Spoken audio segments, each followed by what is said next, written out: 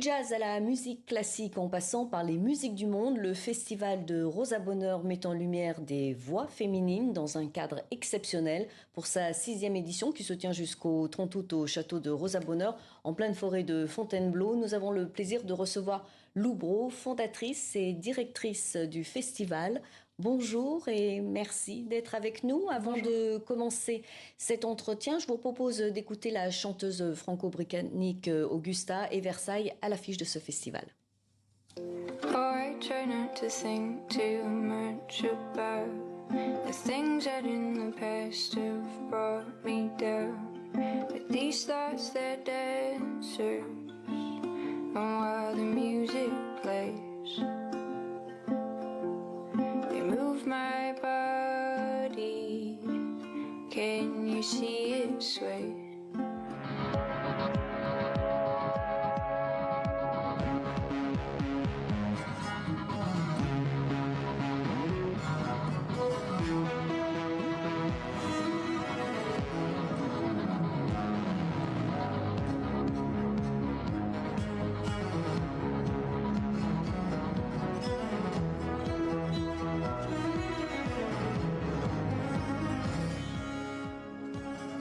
Cette 6e édition est très riche avec 15 soirées musicales. Comment avez-vous imaginé, construit cette programmation? Est-ce qu'il y a un fil rouge?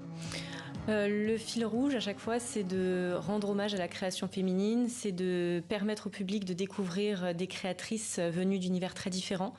À chaque fois, le fil rouge, c'est surtout l'équilibre entre les différents styles musicaux qu'on propose aux festivaliers et aux festivalières. Alors, le festival mêle jazz, musique du monde, soul, classique et électro. Parmi les artistes, Barbara Pravi, qui revisite le répertoire de Dalida en mode Zigane, Birds on Wire, André Manoukian. Ce programme éclectique, cette diversité, c'était une volonté dès le départ? Oui, ça a été une volonté. En fait, la toute première édition du festival était uniquement classique. Et après, on a voulu ouvrir à d'autres esthétiques. L'idée était vraiment de défendre la création féminine au sens large et donc de donner la parole à des créatrices venues d'univers très différents. Alors, vous avez eu envie de mettre en avant la création féminine et le matrimoine. Pourquoi était-ce si important?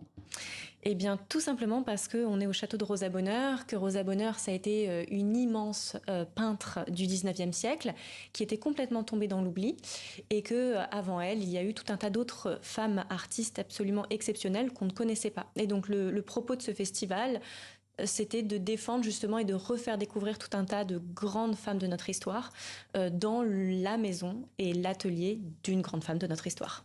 Alors, il y a quelque chose de marquant dans ce festival. Les artistes se trouvent à seulement quelques mètres du public. Pourquoi ce choix? Qu'apporte cette proximité? L'idée, c'était aussi, je crois, de repenser aussi le format festival, de proposer autre chose, quelque chose de plus intime, de plus connecté. On est aussi en plein bois de la forêt de Fontainebleau, donc c'était aussi de trouver un format qui soit respectueux du cadre, de la nature. Et je crois qu'aujourd'hui, le public aussi, il a envie de pouvoir goûter à d'autres expériences musicales. Et donc le cadre, il joue beaucoup en fait. Le côté écrin, le côté très proche des artistes, dans un bois avec le chant des oiseaux, c'est très bucolique. Et on tient à ce format très intimiste en fait. Alors je vais rebondir sur ce que vous venez de dire. C'est aussi un festival respectueux de l'environnement. Les concerts par exemple sont programmés en fin de journée pour profiter de la lumière naturelle. 100% de la restauration proposée issue de circuits courts. Est-ce un défi, du militantisme? En tout cas, c'était notre chance, entre guillemets, en étant un petit festival, c'était de pouvoir aller sur des terrains, essayer des choses. Et notamment, par exemple, nos concerts amplifiés sont amplifiés grâce à l'énergie solaire, puisqu'on a une batterie solaire qui nous permet en fait de faire fonctionner le festival comme ça. Et donc, c'était voilà, d'avoir, comme on a cette latitude, de pouvoir essayer des choses et de penser les festivals de demain aussi, en tout cas de faire notre part.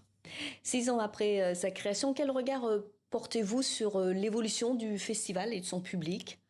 Je crois qu'on a beaucoup de chance parce que le festival a su trouver son public. On a notamment, je dirais, une 50aine de fidèles qui viennent à tous les concerts. On a créé un pass illimité et donc ça permet aux gens justement de venir à moindre coût assister à n'importe quel concert. Ça attise la curiosité, ça les pousse à découvrir des répertoires vers lesquels ils ne seraient pas allés spontanément et c'est quelque chose dont on est assez fiers. Le château de Rosa Bonheur est un lieu magnifique, à part, un lieu chargé d'histoire et de mémoire, mais aussi de liberté. C'est un symbole fort pour vous en tant que directrice du festival? Oui, je crois pour moi et puis pour toutes les personnes qui en fait foulent la terre de Rosa Bonheur. C'est un lieu qui est très émouvant parce que complètement préservé. L'atelier de Rosa Bonheur n'a pas bougé depuis le 19e siècle. Et Rosa Bonheur, elle porte des valeurs qui, je crois, parlent beaucoup au public d'aujourd'hui parce qu'elle défendait l'indépendance des femmes, elle défendait la cause animale et le respect de l'environnement. Et c'est des choses qu'on essaye aussi dans notre façon de fonctionner de conserver et de promouvoir. Alors vous êtes très attaché à la figure évidemment de Rosa Bonheur. Qu'est-ce qui vous inspire dans son parcours, sa personnalité? Ouais, tout. J'aime son humour. C'est quelque chose qui est peut-être moins connu du grand public, mais c'était quelqu'un qui avait beaucoup d'humour, un esprit très vif, et j'aime sa force de caractère, son indépendance, le fait qu'elle se soit battue vraiment pour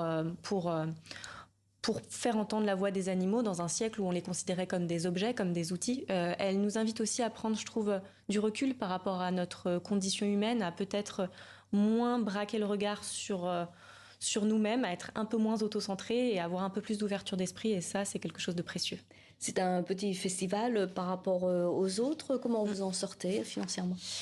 Eh bien, on a la chance d'être soutenu, d'avoir des partenaires, à la fois des tutelles publiques et puis des mécènes, notamment la Fondation Orange qui nous a accompagnés dès nos débuts. Et ça a été extrêmement précieux parce qu'ils nous ont fait confiance et ça nous a permis de déployer nos ailes. Et aujourd'hui, on arrive à avancer et à faire rayonner vraiment la création féminine.